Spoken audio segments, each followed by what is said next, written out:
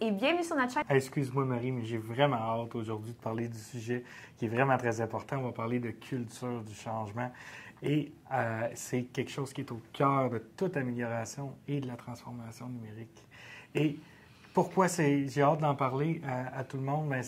C'est quelque chose qui est mentionné par les entreprises et les organisations comme de quoi c'est un des principaux obstacles qu'ils rencontrent dans une démarche de transformation numérique. Pourquoi il faut en tenir compte? Bien, en fait, il y a deux facettes. C'est qu'à la fois, on a remarqué que une entreprise qui rencontre beaucoup plus de résistance au changement ou qui n'a pas une culture du changement d'implanter, à ce moment-là, c'est reconnu comme un facteur d'échec.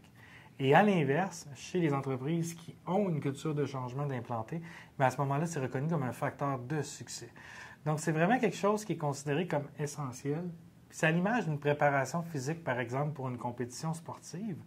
Bien, qu'est-ce qu'on va faire? C'est que pour progresser, on va s'assurer de faire varier nos exercices, de faire varier nos séries, notre fréquence et autres. Et ce que ça va nous permettre de progresser. Si on ne fait pas cette variété-là, si on fait tout le temps la même chose, bien, c'est qu'on va arrêter d'avoir une progression. Puis à ce moment-là, on risque même d'aller vers la blessure.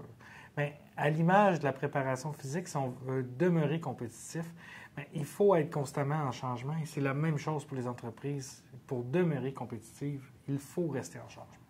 On ne peut pas vraiment parler de la culture du changement sans parler de la résistance au changement. Par définition, la résistance au changement, c'est une force intrinsèque qui s'oppose à l'adoption de nouveaux comportements par rapport à une nouvelle façon de faire. Changer, c'est jamais facile. Ça nous demande de sortir de notre zone de confort, de nos habitudes. En gros, là, tout le monde est résistant. C'est naturel puis légitime d'avoir cette résistance-là. Il faut se questionner à savoir, mais d'où est-ce qu'elle provient, cette résistance-là? À la base de tout changement, il y a un stress associé. Que ce soit un stress positif ou négatif, il est présent. On peut constater avec l'échelle à l'écran, qui est l'échelle qui permet de mesurer le stress présenté par OMS. C'est une vieille référence, mais elle est quand même encore très d'actualité. On voit à l'écran qu'il y a des événements heureux sur cette échelle-là. Les vacances, les rencontres familiales, les événements sportifs. Malgré que c'est des événements positifs, il y a un stress associé. Alors pourquoi dans certains moments, on est prêt à accepter les changements? Bien, en gros, c'est parce qu'on comprend clairement le bénéfice de ce changement-là. Par exemple, partir en voyage, c'est stressant, il faut que tu fasses ton voyage, il faut que tu finisses ton travail, il faut que tu te prépares chez toi, il faut que tu y ailles. Mais tu comprends le bénéfice de plaisir associé à tes voyages, par la suite tes vacances. Donc, c'est plus facile pour toi d'accepter ce changement-là quand tu connais clairement le bénéfice qui y est associé. D'ailleurs, il y a l'Ordre des comptables professionnels agréés qui ont un excellent vidéo au sujet de la promotion de la culture du changement. Et il y a plusieurs participants qui amènent des solutions concrètes pour promouvoir une culture du changement dans une entreprise. Par exemple, un premier participant, lui, ce qu'il mentionne, c'est que c'est important de débuter avec plein de petits changements à une plus grande fréquence. Pourquoi? C'est que ça permet d'amener plein de petites victoires. Ça paraît facile à dire, de se dire, bien, les petits changements, c'est plus facile que les grands. Bien oui, mais ça fait une différence quand on veut faire l'adoption d'une culture de changement. Une deuxième participante aussi amenait que c'est important pour favoriser l'adoption du changement de bien communiquer aux employés ce que ça leur apporte à eux. Qu'est-ce que ça va leur apporter dans leurs tâches quotidiennes, dans leur quotidien. Donc, c'est deux moyens qui existent qui vous permettent de favoriser la culture du changement dès aujourd'hui. Aussi, exemple personnel que j'ai vécu, j'ai fait l'implantation d'un système de surveillance des paramètres qualité pour des opérateurs. Et ce qui est arrivé, c'est que après l'implantation du système, les opérateurs avaient débranché les systèmes, ils avaient même mis les fils à la poubelle. Moi, après ça, j'ai fait une tournée de plancher avec mon patron de l'époque, que je salue d'ailleurs, salut Marcel. Et pour lui, c'était clair, le changement n'avait pas été communiqué adéquatement aux opérateurs et ils ne voyaient pas l'intérêt que ça avait pour eux. Ils ne voyaient pas qu'est-ce qu'il y a là-dedans pour moi. Donc, pour solutionner cette problématique-là, qu'est-ce qui a été fait? C'est qu'on a les superviseurs ont été amenés à promouvoir ce changement-là et à démontrer l'intérêt que ça a autant pour l'entreprise que pour les opérateurs. Et donc, les superviseurs sont devenus des promoteurs du changement au sein de cette usine-là. Il y a 2 facteurs clés là, dans la culture de changement qui est d'impliquer et de mobiliser vos employés. Quand ils ont une résistance au changement, ce n'est pas une mauvaise intention de leur part, c'est vraiment une incompréhension et une inquiétude.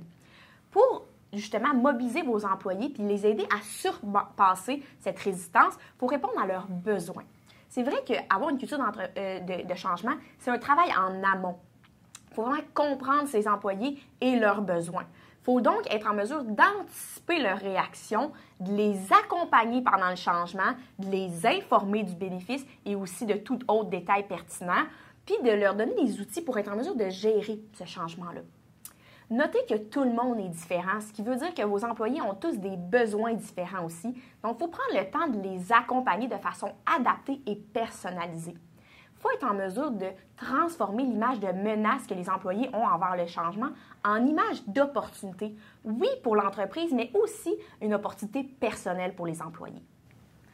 C'est ce qui nous amène d'ailleurs à l'amélioration continue. On peut parler entre autres du modèle de Toyota et surtout de ses piliers. Le premier pilier du modèle de Toyota, c'est l'amélioration continue qui s'appuie sur le défi, l'amélioration continue et l'importance d'aller sur le terrain. Et le deuxième pilier, c'est le respect des gens qui s'appuie lui-même sur le défi et le respect. Ce qui est amené par le modèle de Toyota, c'est évidemment le changement en continu, mais surtout l'implication des employés pour que les employés se sentent impliqués et soient mobilisés vers la solution. Donc, c'est un modèle où l'amélioration continue, le changement sont omniprésents. Et je sais, au Québec, le modèle Toyota n'a pas nécessairement la meilleure presse, surtout pour ce qui s'est passé dans le réseau de la santé. Et pourtant, la culture du changement et l'amélioration continue, c'est reconnu comme un facteur de succès dans les organisations gouvernementales. Donc, est-ce que le réseau de la santé était prêt à accepter des solutions qui venaient des employés, donc des solutions qui venaient de la base? Est-ce que les dirigeants ont été en mesure d'incarner ce changement-là? Je vous laisse vous faire votre propre réponse. Ça, c'est une autre facette importante, en fait. Là. Quand on veut adopter une culture de changement, mais c'est justement, il faut que les dirigeants et les leaders soient capables d'incarner ce changement-là. Il faut qu'ils soient ouverts d'esprit puis qu'ils montrent l'exemple par rapport à la culture qu'on désire avoir dans notre entreprise. Le plus important à retenir vraiment, là, c'est que quand on parle de changement, de la culture de changement, il y a de la résistance au changement, puis c'est normal. Il faut juste être en mesure de développer une culture afin de réduire cette résistance-là. Il faut développer vraiment l'aspect de mobiliser tout le monde pour qu'il y ait la volonté de changer, puis qu'il y ait aussi le goût d'embarquer dans ces changements-là.